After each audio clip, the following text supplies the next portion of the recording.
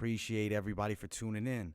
We're doing a show. We're on the road at the moment, which is obviously why you don't see that normal background, but we're still doing the live stream. I got to get you guys the information. A little bit late. We wanted to start up at 12:30. It's 12:43. It's all good. I appreciate all of you guys for tuning in.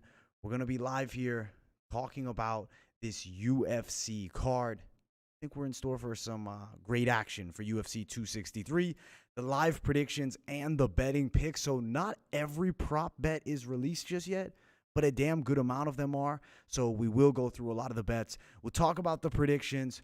We'll go through every fight, and we'll have a good time doing it. Hit me up in the live chat with any questions. I'll definitely be answering it as much as I can. Adesanya by KO, you like that play? Hey, we'll be talking about that main event very soon. But as I said, it's disappointing not to have that sexy background that we normally have. But at the end of the day, still getting the content out. Got the nice microphone. Appreciate everybody tuning in. Smash that like button. Go on this video. Let's get these 100 likes for these live predictions. And let's start it off early in the night. Let's start off with the first fight of the night, all the way at the bottom. And we have had a couple of bout changes, so we will talk about some of the new predictions as well. Philippe versus Collier. We talked about this one in the full card prediction video. And as I said, Collier, a guy that in his prime, when he's down at 205, he's shredded, he's athletic, he moves pretty fast. Up a weight class at heavyweight, he's looked kind of slow, sloppy. Honestly, he's nasty to look at. Jay Collier, to see him from shredded six-pack abs to one of the fattest guys on the roster blows my mind, first thing.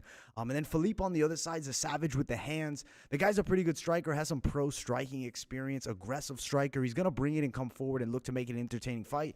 Some advantages for Jay Collier, though, we have to talk about it. I mean, the guy, even at his chubbier weight, decent footwork, decent kickboxing skills. And I mean, he is the taller guy of the two, 6'3" versus 6 foot, has that reach advantage of 3.5 inches. Could be something, but I don't think Collier is the best boxer from the outside by any means. I feel like Philippe on the other side definitely has the better hands, fights better in the mid-range. He's going to have to look to close distance and get fairly close. Collier don't really have much power. I'm not too concerned about Philippe being hurt by punches. He's shown a good chin, never been knocked out, as just one loss as a professional. Kind of easy prediction in my opinion. I think that we're going to see Collier fatigue and Philippe win a decision. Could be a 29-28 fight, maybe, but more realistically, I think that we could even see Philippe win 30-27. So that's the pick on this one, is Carlos Philippe decision. And I do want to check out the odds for some of the props here. I apologize if there's any shaking of the screen here, guys, just because we're on the road, guys. We're making it work, though. As I always say, the grind doesn't stop, and we always talking about these great fights. Let's see the odds for the Philippe fight. So it's -170, +150, obviously in favor of Philippe. I like Philippe straight as a bet, but I also do like the play Philippe wins by a decision. I feel like at the plus money, +145, +155. A guy that has kind of proven he can go the distance, doesn't necessarily go for it. He'll accept the decision win.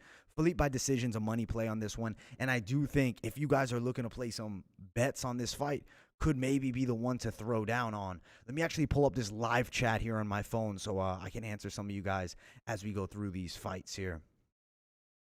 I appreciate the compliment on the hat, my guy. Thank you. I appreciate all that. Guys, smash that like button. Hey, bro, I always stay grinding, bro. Jake, the MMA Guru Collier. That's a funny nickname, bro. He looks a little bit like Guru. I think Guru, though, it might be in a bit better shape than him. Yeah, McKinley's fighting. We're talking about it, man. So many fun fights on this card. Like, I cannot wait for 263. I am going to try my absolute best to give you guys a fight companion for the 263, at least the main card, the pay-per-view card. I'm out of town, but I'm going to make it work, guys. I will do my absolute best. I don't know about the PFL card because I'm going to a wedding that day, so probably no live stream for PFL, just so you guys know. But still, ton of coverage. But this fight right here, going Philippe, betting Philippe by decision if you're looking for a prop play. And Collier as a dog, personally, not a guy I have much faith in. I've never really been that impressed by Collier, especially up at heavyweight. If he's, shredded out at 205, different matchups, he ain't beating Philippe here. Philippe by a decision to start the night off, we got a lot of fights on this card, guys. Faraz Ziam in the next fight versus Luigi Vendrame. On one side, Ziam, technical kickboxer from the outside. Decent skill set on the ground. Pretty good lateral movement. But a guy that is not there to finish necessarily. Like, he's decent everywhere, but he's a decisionator. In this fight, though, reach advantage 6'1" to 5'8", has a 2-inch reach advantage, which not a ton, but definitely being taller is going to be a factor. Luigi Vendrame on the other side, pretty good with his striking, knockout power in the hands. He does move his head a lot. I feel like he's going to find a way to close distance inside. I just haven't been impressed with Ziam. He's not necessarily, I don't want to call him a boring fighter. I don't want to give him like, the boring claim. He's okay. But Luigi Vendrame, the Italian stallion, shout out to that nickname. We're going with Vendrame. Knockout win. I think he's going to do it in the second round. He's going to find the chin of Faraz Ziam. So let's go Vendrame to win by a knockout second round. You're looking for some plays on this one. We'll check out what the odds are sitting at because obviously some line movement here. And we do have some props out for this fight right here. So if you want to do Vendrame inside the distance is plus 240. So I can imagine for the prop bet, guys, you're here early. I'm telling you right now, as soon as you see that prop bet line, if you're looking to play it, there's going to be some good plus money for a Vendrame knockout, maybe even plus 350. I think Luigi Vendrame by knockout has value. I think Luigi Vendrame as the dog straight has value. If you like Faraz Ziam on the other side, I do have to acknowledge decision guy. You bet Ziam by a decision at plus 200. Not a terrible call. You bet him straight at minus 135. Not a terrible play. I'm just not super impressed by Ziam. I'm going Vendrame for the win. The Italian stallion to do it in the second fight of the night. And I'm going knockout in the second round. Let's move on up this card. We got 2 fights down, and we got some good betting picks unloaded. Steven Peterson versus Chase Hooper. Okay, this fight right here. Chase Hooper, who was actually just recently called out by Justin Wetzel on the interview that we did on the channel. If you guys haven't seen that, make sure you guys check out that fighter interview. Chase Hooper, very good with his Brazilian Jiu-Jitsu. He's lanky, height and reach advantage substantially in this fight. But let's be honest. Chase Hooper has no striking. He's not a striker. He's got no power. He's mediocre at best with his hands. Like, no, I can't even call him mediocre. He can't strike. I don't believe he has novice-level boxing skill. He's just not a good striker. His hands are not great. His legs are not great. But his jiu-jitsu is very good, and if he gets a hold of you, he can find a way to win. Peterson's never been submitted. He gave Alex Caceres a bit of trouble on the ground in that fight. Looking back, that was, a bit ago, but still a thing that we have to note, right? We still have to talk about that. He's an unpredictable striker, spinning back kick fucking knockout in the last fight. I like what I see from Steven Peterson. Chase Hooper, he is a southpaw, which, I actually feel like might be at his disadvantage striking in this fight. Straight shots down the line might land, especially for Peterson, a guy as unpredictable as he is. I think he's going to win the fight. Steven Peterson by a knockout is a pretty realistic outcome for this matchup. I think he gets it done. Don't necessarily love the bet on him because he's not like this super proven contender, but I still think he gets it done and maybe he's worth a play. So let's find Steven Peterson. Minus 115, minus 105. The money is close if you're looking to play. And as I said, I like that decision play. Peterson by decision, you can find it upwards of plus 240. Don't bet it at plus 185, but if you find it at plus 240, you can sprinkle that down if you like betting Peterson. I think for this one, that's my betting pick. For this fight, if I had to give you a prop to play, I think Peterson to win over 2.5, minus 110. If Hooper was to win, it would be by submission. The money is going to be very highly plus on that. Hooper inside the distance, plus 170. Submission, you'll find it around plus 350. I think that Chase Hooper maybe sprinkle the submission play, but realistically, Steven Peterson to win this fight, and I think he wins this fight by a unanimous decision. So that's my pick on this fight, and I do think it is a decent bout on the card. Hooper, though, not necessarily considered UFC caliber, especially by some guys outside of the UFC. Next bout, we got Penny Kianzad versus Alexis Davis. Let me also check up on that live chat to be updated with you guys. What time is it by me? Right now, man, it's 12:53. It's late by me, bro. You guys got Luigi by sub. That's pretty good. Yeah, hit that thumbs up, guys. Smash that like button. Yeah, man, we're making it for that pay-per-view Saturday. I'm finding a way, man. Where's the odds board, bro? I have it in the background. You didn't see it? I didn't bring it up. You probably saw it. All right, let's get to it. We're moving on to this female bout. As we always talk about, women's MMA is a very dangerous game to bet. especially with the lower level girls. On the side of Kianzad, clear-cut striking advantage, beat Sijara Eubanks in the last fight. Younger fighter, 29 to 36. Everything points in the favor of Kianzad. Alexis Davis, decent wrestling, not very good with the striking. She's all right.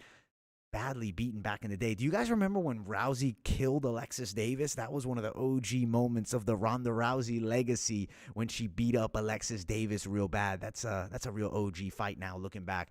She's a longtime veteran. For me, I feel like Kianzad can stop the takedown. She's proven it. Her straight punches are pretty good. Striking-wise, clear advantage. As far as range goes, she's at a disadvantage, but Davis doesn't use much boxing. You know, I mean, she'll throw punches, but it's not technical boxing by any means. So I think Kianzad finds a way to win, and I think she does this by stopping takedowns, boxing from the outside, and winning a decision. I could see it 29-28, 30-27, but we are going to go Pani Kianzad to beat the old Alexis Davis now, almost 37 years of age. Got to ride with the youth here and the up-and-coming girl in Pani Kianzad to get the win. Don't love bets on this one. If you guys are looking to play some bets on this fight, just know women's MMA, but also know weird matchup. Potentially Alexis Davis somehow is on her game and lands 30 takedowns. What I can say is I think fight goes the distance is a lock. But do you want to throw minus 275 down to make the 100 back? Maybe you do. Maybe you're just looking for a true lock play on this fight. I do think that's highly likely for Kianzad to win by a decision. Minus 130. I would not throw money down at a minus 130 decision prop. I just don't love it. I feel like Kianzad, maybe a better straight, maybe you don't. Personal opinion, no play on this fight because women's MMA, high risk, but also lower level girls like this, and one on the rise, one on the decline.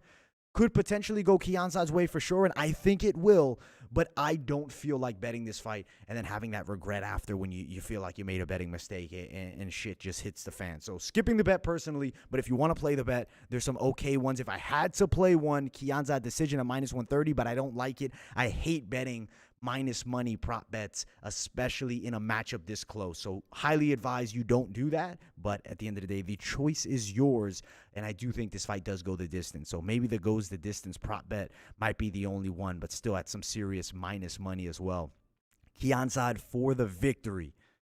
Let's keep on moving. Movsar Evloev, Hakeem Dawodu.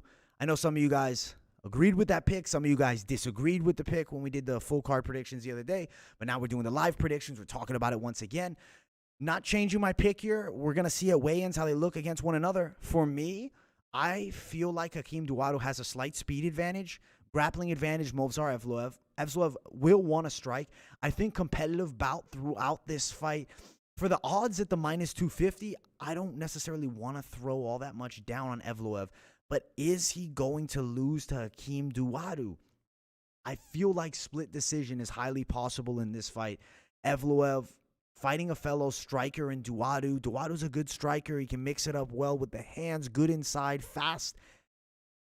The more I talk about this fight, I'll be honest with you, straight up, guys, the more unsure I am on this matchup. Because it's one of those fights when you have two hot prospects like this, it really can go either way. I'm not going to totally flip the script and change the pick. I'm going to go Dawodu, but Movsar Evloev, as the week goes on, keeps getting more and more appealing to me. We'll see how they look at weigh-ins when they face off. As of right now, not even really, but very slightly leaning Hakeem Dawodu on a split decision. I feel like it could go that way. He does have a very slight speed advantage, and I do think both guys very good with the striking. Probably will be a close fight on the feet. We'll go Dawodu to win it. Bet on this fight.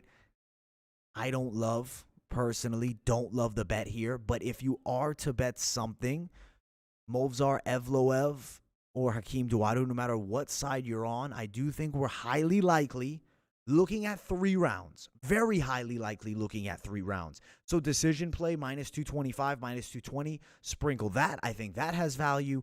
Also some value if you are looking to do potentially for a straight decision play on Evloev, minus 130, don't love it, but at plus 105, I don't mind it. But if you get Dawodu by a decision, plus 375, the dog has a lot of value in this fight. And I feel like the lines are going to mislead you to thinking this fight is so much more wide than it really is. I feel like this is actually not all that big of a disadvantage. You know, the line sitting at minus 235, plus 195. I think they could be way closer. But at the end of the day, is what it is. We're going with Hakeem Dawodu. Split decision win in a fight that truly could go either way in this matchup. Some of you guys liking that Evloev decision. Seeing that in the live chat over here. Get to this next prelim bout.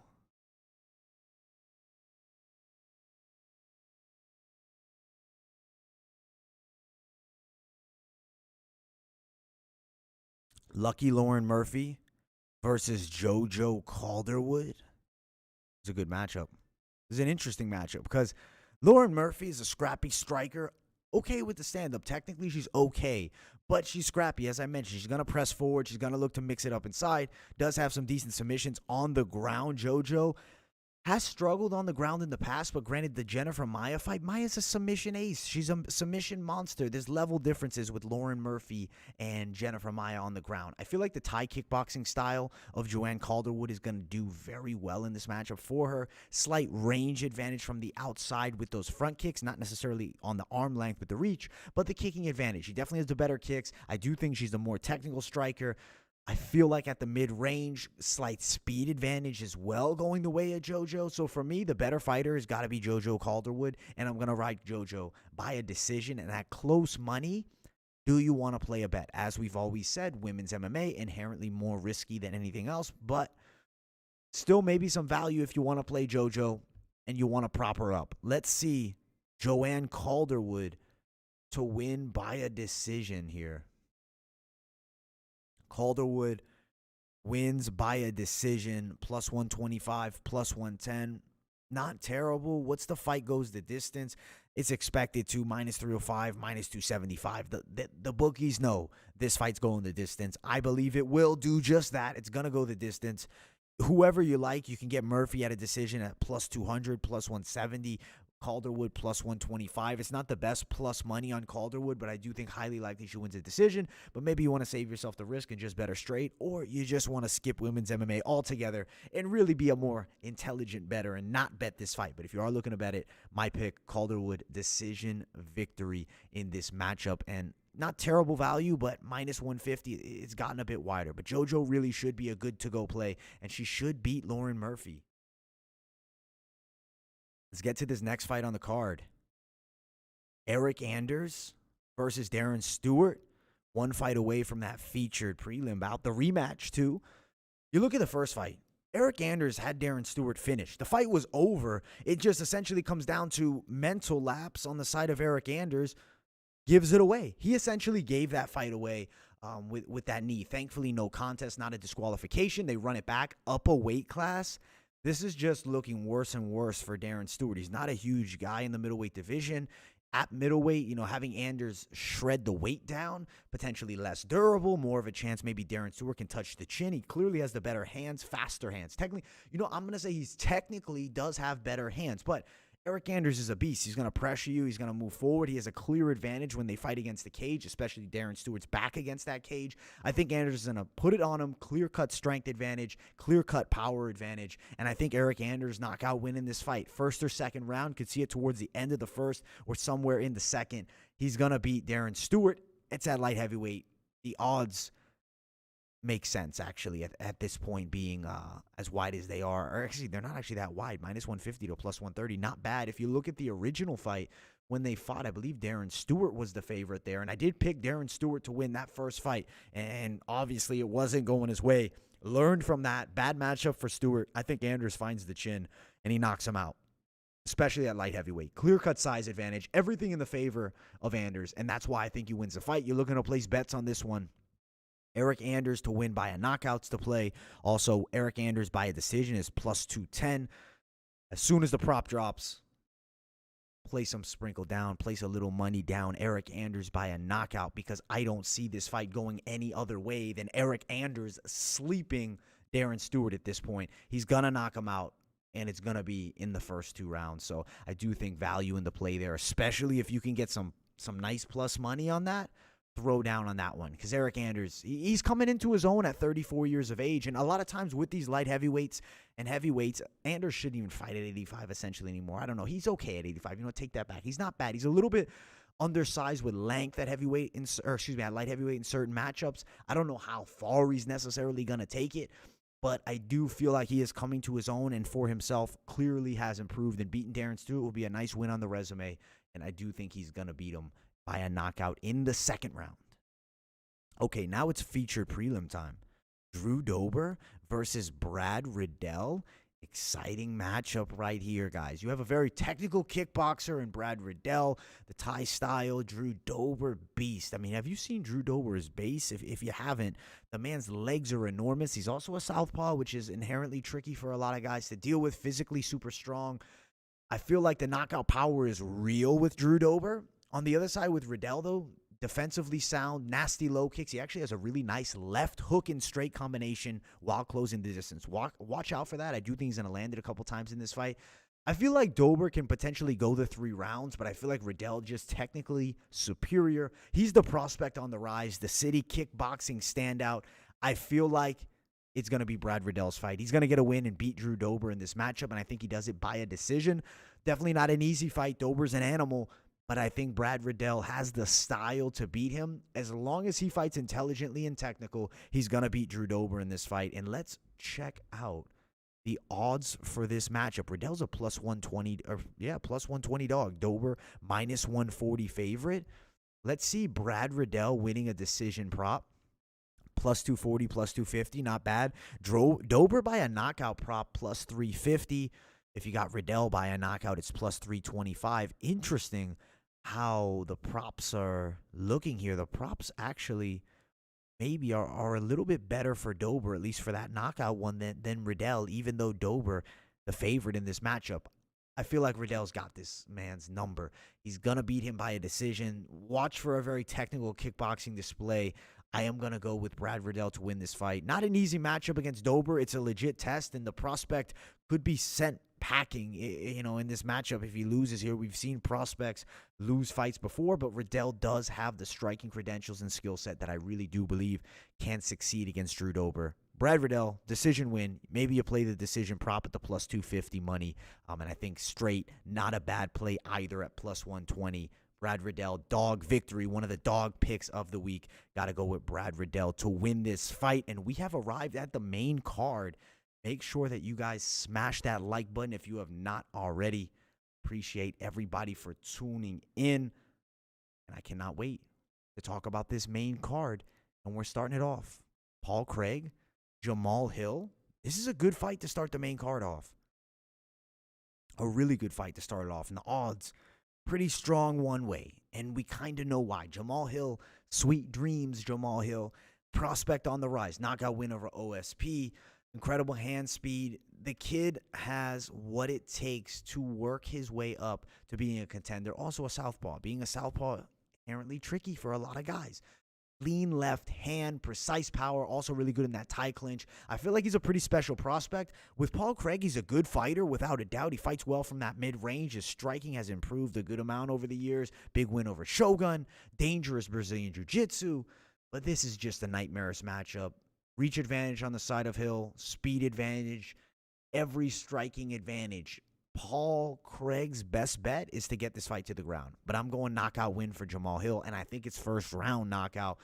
As far as odds for this one, though, let's see what we can find the value, because I do want to look at one thing. Craig wins by a submission, plus 500. Paul Craig, proven submission guy, not necessarily a terrible bet. Hill wins by a knockout, minus 165. As I said, I don't love the play at that minus money, especially if you can find Hill wins inside the distance at better money, minus 125. That's interesting how the knockout prop is actually worse than that. Jamal Hill, minus 280 to plus 240. So my opinion on this fight, more of a parlay edition if you're looking to put Jamal Hill on it. I feel like he does get it done, and I do think he wins by a knockout. If you want to bet the inside the distance or the knockout play on Jamal Hill, you could, but it's still going to be that minus money, so you're going to have to put a little bit of cash down. And let's be honest, Paul Craig is no easy fight. I think Jamal Hill definitely should win, but the smart money would say bet him straight. But I do think the knockout could potentially land for you. I just don't love not a ton of upside with betting the win by the knockout here. But if you want to do it, not terrible. If I had to give you one at this point, it's the -125 for Hill wins inside the distance. If you can find the Hill wins by knockout at better price, definitely do that. I'm going Jamal Hill to win this fight, and I think he's going to do it. Knockout first round. He's a hot prospect on the rise, and I can't wait to see him in action once again. Keep it pumping, and let's get to the next fight on the card. It's Damian Maia taking on Belal Muhammad. Good matchup. Very good matchup here. I'm actually really excited to see this fight. Damian Maia on his way out of the game, let's be honest. Brazilian Jiu-Jitsu legend. His Jiu-Jitsu game is probably out of every guy in MMA best ever. Really, like, let's be honest, best Brazilian Jiu-Jitsu practitioner ever in MMA. But on the other side is a 32-year-old wrestler, a good wrestler, athletic fighter, a guy that's striking has improved tenfold over the years. I feel like Belal Muhammad is emerging and really is starting to make a name for himself. The nickname, remember the name. We're starting to, Belal. And I think that he's going to win this fight against Damian Maia. And I think he could knock him out. And I really do think Belal Muhammad's striking is good enough that he could knock out Maia at this point at 43. But for me, I have to acknowledge Damian Maia could survive. I'm feeling Belal Muhammad's second round knockout. Also feeling Belal Muhammad by a decision. I feel like Belal Muhammad, a good play to win the fight. But Damian Maia is a Brazilian Jiu-Jitsu legend. So not necessarily a terrible idea if you did play a submission prop on Damian. It's not a terrible idea. For Belal Muhammad, wins inside the distance is plus 310. You'll find the knockout around that range, if not more, when it drops. I feel like Belal Muhammad to win that fight by a finish is possible, especially if Maia's chin is gone. I think it might be. Also, if you want to bet Muhammad by a decision, it's like plus 100 money. I don't like to play at all. My opinion on this fight, bet it straight or bet Belal Muhammad inside the distance, and don't fear sprinkling a little bit of something when they drop. Prop bet, submission, Damian Maia. You got to acknowledge, Damian Maia is a submission ace. One of the trickiest submission artists in MMA, period. So, I mean, as I said, probably one of the best Brazilian Jiu-Jitsu grapplers ever in MMA. I think the best. And I think that in this fight here, sure, he could definitely lock something up. But at 43, almost 44, we saw Jacare. He's done. I think Belal Muhammad knockout win in this fight. I'm feeling second round knockout. Could go the distance, but I'm really starting to feel that knockout win for Belal in this fight. So we're going with him to win the bout, and we're moving on up in this main card. Let's get to the featured bout, the big mismatch. Nate Diaz, Leon Edwards. Nate Diaz is a fan favorite. I mean, the guy truly is must-see TV. When Nate Diaz fights, you have to kind of tune in. I mean, the guy is entertaining as always. He sells. I've been following Nate Diaz forever, since the early days, since, what is it, Tough Season 5 that he won. He's 36, almost 37 now. Wow, 36 in 1 month, so he's not 37 just yet. He's 36, though. He's by no means a super young fighter in that welterweight division. Leon, 29 years old. Very technical striker. I mean, Leon Edwards, let's be honest, was having a great performance against Belal Muhammad before that fight was called. I mean, the eye poke sucked, and it was really disappointing. Leon's dangerous. He's a southpaw, as is Nate Diaz. Volume puncher on the side of Diaz.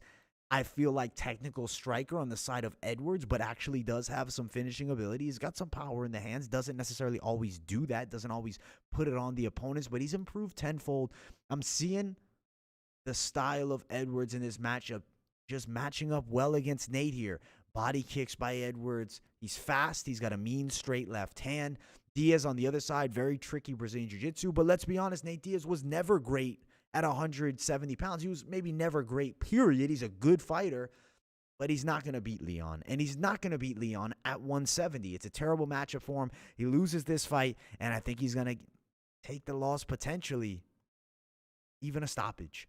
Could be third or fourth round stoppage. It's a 5-round fight. Let's remember that, guys. This is 5 rounds. The first ever featured bout of the night. That's 5 rounds. The first ever fight on a card that's not the main event. That's not a world title fight. That's 5 rounds. So this is a really special event and definitely some intriguing things in the future. I'd love to see number 1 contender fights, always 5 rounds. Granted, on one side, for Leon, this is a number one contender fight. For Nate Diaz, I don't believe it is, but I mean, who knows with Nate Diaz? Win, lose, or draw, Nate Diaz is going to eventually probably fight Conor McGregor again, no matter what happens with Conor and Poirier. Still a lot of money Diaz is going to be making. He takes this fight. Big opportunity. I don't see him winning it. Leon Edwards for the win in the matchup, and the odds are just getting wider and wider. Not a lot of faith on our boy Nate Diaz. And I mean, I understand why. It's a nightmarish matchup. Minus 600 favorite is Leon to the plus 450 underdog here. I see why. Edwards wins by a TKO plus 150. That's really just not good enough for me to want to play, essentially because Nate Diaz is a proven guy that's hard to put away. So he could go 5 rounds. Diaz by a submission plus 800. Not terrible, but it's not like Nate Diaz is all that much of a finisher these days. I mean, look at the fight with Pettis. They went the distance in that bout that he won. Diaz by a submission plus 800. Maybe you sprinkle a little something. Edwards to win the fight by a knockout plus 150. You can play it, but I don't love it. Fight doesn't go the distance, minus 140. Don't love that either. Realistically, I feel like we can say all we want Leon Edwards is going to knock out Nate Diaz, but until it happens, we have no damn idea truly. Because Nate Diaz, let's be honest, doesn't get knocked out. I mean, he's been kicked in the face one time, Josh Thompson. I'm not saying it's not unlikely. It's possible that Leon knocks him out. And I'm going to pick Leon to knock him out. But I also could really see this fight going 5 rounds and Leon just beating the brakes off of him. Going Leon minus 600. Maybe you want to play Edwards wins by a knockout at plus 150. If you do, it's there. It's decent value for the knockout prop, but it's not great. Maybe you want to sprinkle Nate Diaz by a submission at the plus 800. But Leon Edwards should be a lock pick. A guy you can throw in the parlays, but minus 600. The odds are getting wide, and they will continue to get wider as this week does go on here. And we are moving our way on up this card. Deiveson Figueiredo versus Brandon Moreno. This matchup right here is a great rematch. It's a rematch that I think probably, as far as the flyweight division goes, is this the most exciting rematch we've ever had at flyweight? Because the first fight was awesome. This fight, I believe, is going to be fantastic as well. I think that we're in store for a good bout, guys. And I think Deiveson Figueiredo not having food poisoning, not having 2 weight cuts is going to come in on his game. He's going to be strong as an ox. He's going to be able to fend off Brandon Moreno's wrestling attack. I do think Moreno could still potentially get him down, potentially even win a round here. But Figueiredo is going to get it. He's going to get it. He's going to get the win. He's going to be on his game. His striking is going to look crisp. The jiu-jitsu is going to be nasty. Potentially locks up the neck of Moreno. I'm going Deiveson Figueiredo to win this fight by a decision, but I could actually also see him winning this fight by a submission over Brandon Moreno in this fight. And if it is that submission, I'm seeing rear naked choke for some reason. So let's check out the odds. Minus 230 for Figgy, plus 190 for Moreno. Their last fight was a draw. Do you want to bet the draw on this one? Most likely not. But if it is a draw, it's like plus 8,000 odds. Very unlikely, I would say. Pretty much no chance that we see a draw in this matchup. Figueiredo by a knockout plus 170, plus 200 range. Figueiredo by a submission. This is what I like, guys. Sprinkle it. Figueiredo by a submission plus 700 to plus 900 range. You can't go wrong with that. The way that Moreno's been finished in the past is submission. Pantoja choked him out back in the day. I am going to go with Figueiredo to win a decision, but I do actually feel like that prop bet, Figueiredo by a submission, it has value here. Now, if you also like Figgy by a decision, you could potentially bet that. Figgy by a decision is plus 255. Bet Figgy straight, maybe minus 230, or also throw him down on the parlays. I do think there's some cash to be made with this whole card, really, essentially. But this Figueiredo fight as well. He's going to beat Brandon Moreno. He's going to put it on him here, and he's going to have a great performance in this matchup. But let's keep on moving, and let's get to it. Main event of the evening. And if you haven't, smash the like button, guys. Get the likes pumping in this video. Let's get at least 100 likes. Whether you're watching live or on replay, smash that like button. We're going through this UFC 263 full card for a second time. The live predictions here and the betting picks. Israel Adesanya, Marvin Vettori 2. Rematch that I don't want to say was what the fans were asking for. Everybody, I think, wanted to see the Robert Whittaker fight once again because Whittaker's looked incredible as of late. But Marvin Vettori's a really good challenger. For Adesanya losing the last fight against Blachowicz, come down a weight class again. I mean, at the end of the day, he's going to be cutting weight again. He didn't cut the weight the last time, but I don't think there's going to be any issue. Take on Marvin Vettori, who's a good grappler, okay striker, southpaw, which... that's notable, right? Having a southpaw fight out there against Izzy avoids potentially the calf kicks because Izzy and him will both be in that southpaw stance. Maybe, or actually take that back. If he's in the southpaw stance and Izzy's in the southpaw stance, those calf kicks might be right there to line up. Granted, could see Vettori potentially switch, acknowledging that issue. Maybe. We'll see in this matchup when it happens, but I do think we can all agree Adesanya is excellent from range, and he controls range at an extremely high level. You look back at that fight against Paulo. It wasn't close. Paulo didn't land any strikes. He couldn't get in on a takedown.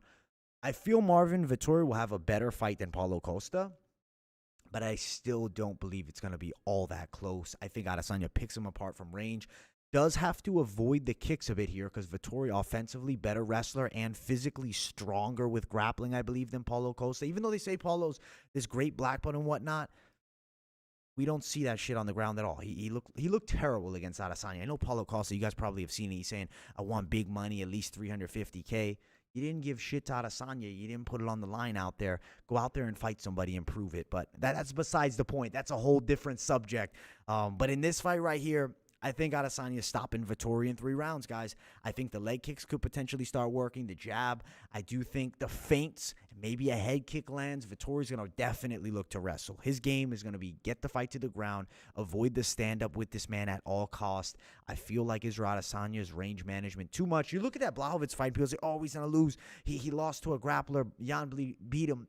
Jan's a different animal. Jan's physically a lot stronger than Marvin Vettori, and Jan Blachowicz can also strike, which Vettori, yeah, he can strike, but not nearly at the level of Jan Blachowicz, and also it's down a weight class. Israel Adesanya, look for him to return to form, and he's going to win here against Marvin Vettori, and he's going to win, I believe, by knockout, and put a staple on this rivalry here after that first fight led maybe some questions that maybe. I mean, Marvin Vettori likes to say he won that first fight, so there's going to be questions, and we're going to see if Adesanya can answer him. I think he puts the nail in the coffin of this fight. Plus 210 for the prop bet. Adesanya knockout, not a bad play, and I do think we have to play this, though. Vettori by submission at plus 925. Even if you don't think he's going to win, as a betting man, you sprinkle that down because he definitely could, and at plus 925, that's incredible value for a guy that actually has a very good ground game, so not a bad idea to do that. And as far as the over-unders, over 2.5 minus 240, I do think is highly likely. I don't see Adesanya stopping it realistically before maybe round 3. Well, over 1.5, I think, lock. Over 2.5, I do think Adesanya could potentially stop it third round, around that 2-minute mark maybe there in that third round. But that's a true Mystic Mac pick. We can't call it to that much of a T. But I do think Adesanya TKO, the value is there on the TKO prop. The value is really there if you play Vettori by a submission, even if you don't think he's going to win the fight. And even if he doesn't, still a very valuable play for the underdog Vettori. Adesanya minus 255 favorite. Should be an excellent main event, but this is not the last fight we're talking about. We had some bouts shift around. Frank Camacho is out. Terrence McKinley is in. If you don't know Terrence McKinley, he just put on a hell of a performance at the LFA event, and I was doing the live fight companion for it. I saw it live, and I'm like, damn, this kid's real. This kid's nasty. Vicious ground and pound. Sorry for the screen shake there, guys. Physically extremely strong, good wrestling background. Tough fight. Very tough fight, because at the end of the day, he hasn't fought someone. Hold on, guys. We're going to have to bring up the record because I do want to talk about it in more detail. He hasn't fought somebody like a Matt Frevola, the steamroller. He had a good win against Israel Ortiz. He's got 3 dominant knockout wins in a row, which valuable for sure. One thing that does worry me just a bit, the weight cutting. Right? Having to go back-to-back to weight cut. And let's quickly pull up the steamroller, Matt Frevola here. Is that something to worry about, having to go back-to-back weight cuts like that a week out from his last fight? I do think it could be a problem. I also think Terrence McKinley, he's coming to win this fight, and the kid is on an absolute tear. Momentum strongly in his favor. On the other side, Frevola coming off a loss, but a hard loss to Arman Sarukian. Realistically, I am a fan of Terrence McKinley. I like everything I'm seeing from him, but let's be honest, very difficult fight. Odds right now, minus 265 to McKinley at plus 225. Frevola's dangerous jiu-jitsu game, decent striking game. McKinley, nice kickboxing skills, does have the wrestling skill. I think jiu-jitsu-wise, though, there is the advantage in favor of the steamroller, Matt Frevola. Like, I have to be 100% honest. Grappling skills, slight advantage. But you know what, guys? I believe in miracles, and I think Terrence McKinley is going to win this fight by knockout, and he's going to beat Matt Frevola. The kid's on a tear. He's one of the hottest prospects at 155 outside of the UFC. He's making a damn name for himself in LFA in that main event. I am a fan. I'm going Terrence McKinley to win this fight. Let's get it. Terrence McKinley, knockout win. I think he can do it in the first or second round here. The kid's vicious. He's on a tear. The momentum in his favor, but realistically, huge step up in competition. Sprinkle the dog, potentially. Don't go crazy with the play because we could see Frevola crush the man. But on short notice, I think Terrence McKinley is going to be a surprise to many. And I do think he's going to beat Matt Frevola, and I think he's going to find the finish. Odds right now, minus 265 to plus 225. They'll probably get wider. We'll see what some of the props are as they release. Overall, though, this UFC card is looking pretty good. I'm excited for the action that we're going to see. At the top, you got some great names. On the undercard, you got some good names as well. I will throw some parlays at you. Let's see what value we can get. Don't want to go too crazy with the parlays. We're going to do more the intelligent plays. And I do think there's definitely some fairly intelligent plays to be made on this card. If you're feeling betting on potentially this fight here with Carlos Felipe and Jay Collier, minus 170, the odds pretty decent there for him. I mean, skill set wise, he has a good game. If you move on up, I don't recommend betting the women's MMA bout because personally, we've seen some crazy things happen. That would be a tricky play. I think Jamal Hill Philippe is actually a really good play for plus 116 for this double play. Let's be honest. Jay Collier looks terrible. He had a real difficult fight versus Jean Vellante. If I told you Philippe was fighting Jean Vellante, I think everybody would agree Philippe would destroy Jean Vellante. So 116, good money play. I think some value there. Let's keep moving on up.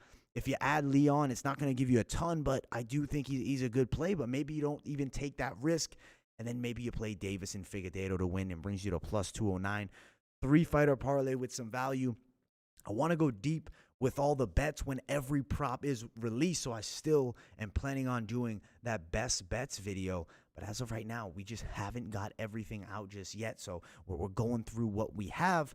Jamal Hill, Carlos Felipe, Davis and Figueiredo, money 3-fight parlay in my opinion. And if you want to add one more guy to it, you add Eric Anders, and that is dangerous 4-fighter parlay with some very high likely of success favorites. If you're not feeling betting Philippe for whatever reason, you take him off. You're still getting plus 225 for this 3-fighter parlay. Jamal Hill, Davis and Figueiredo, and Eric Anders. Guys, I appreciate all of you for tuning in. We're doing the On the Road show, but the content does not stop. As I always say, we always keep pumping it, guys. We love the fight game.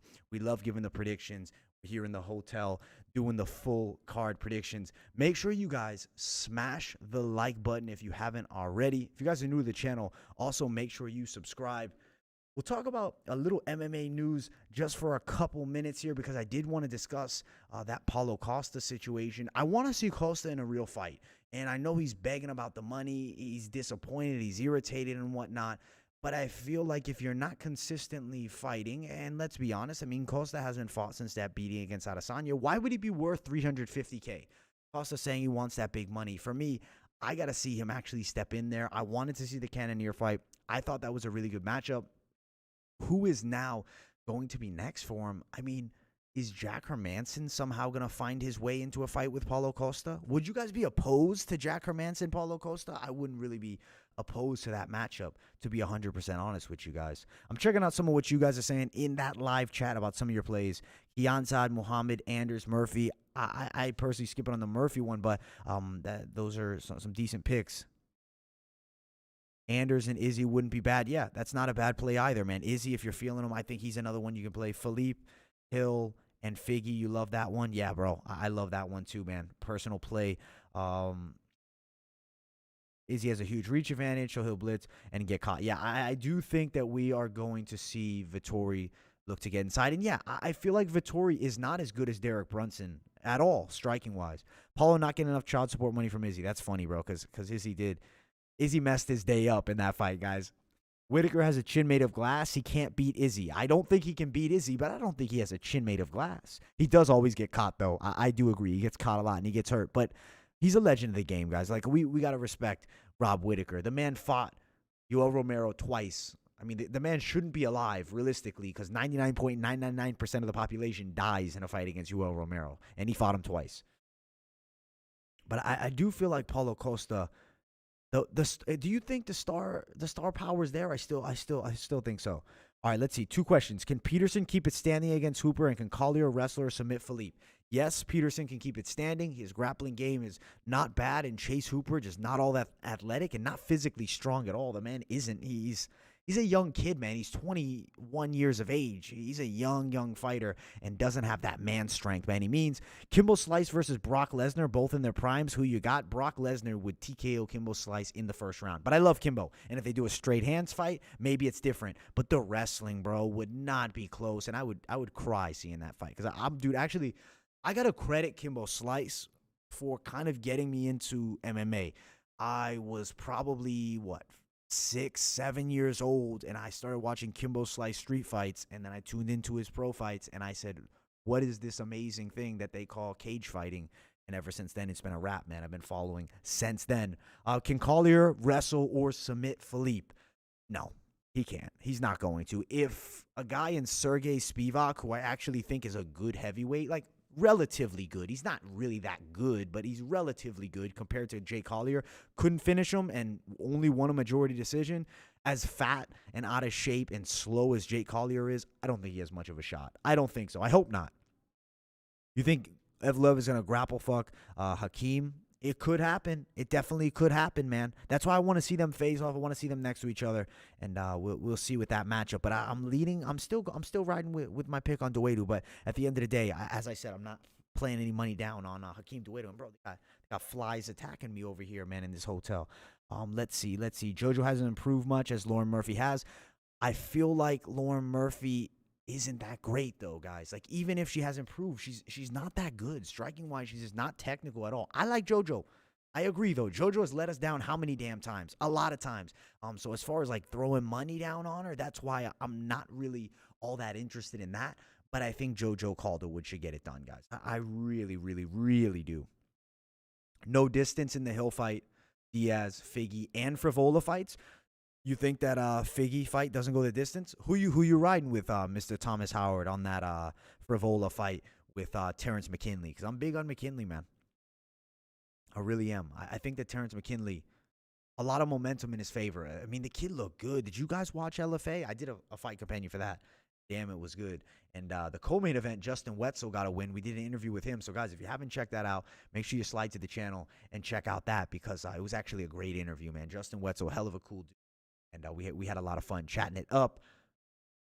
What is some other things that I wanted to talk about? Oh, yeah, with PFL, they changed the main event. Did you guys see that? The main event is now Elkin versus Shields, which kind of blows my mind how they're doing that as the main event. Girl with a 0-0 record and a 3-5 record.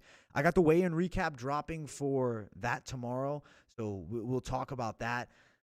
I think that the fight is going to be...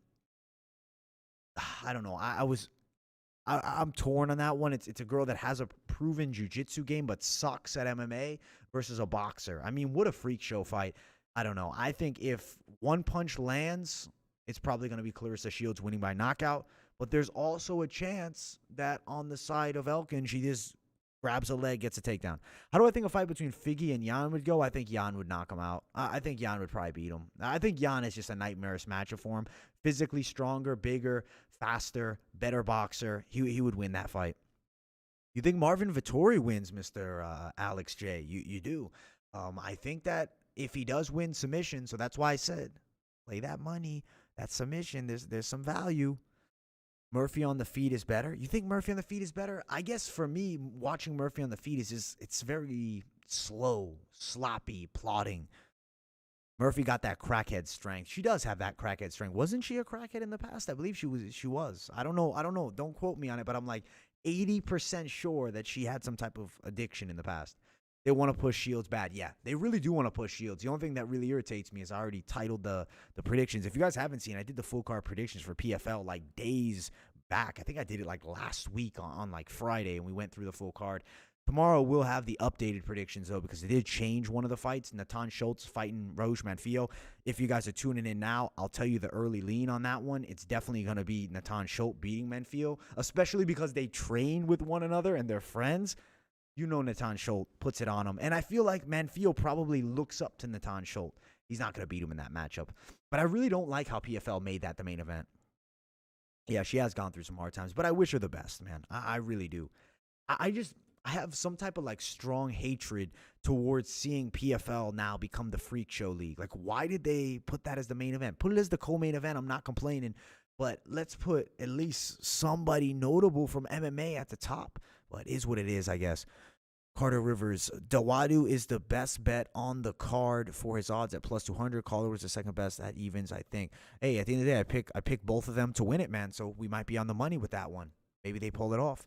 But for me personally, I think that you'd be in a bit of a risk with both. But I do think both should cash. Should.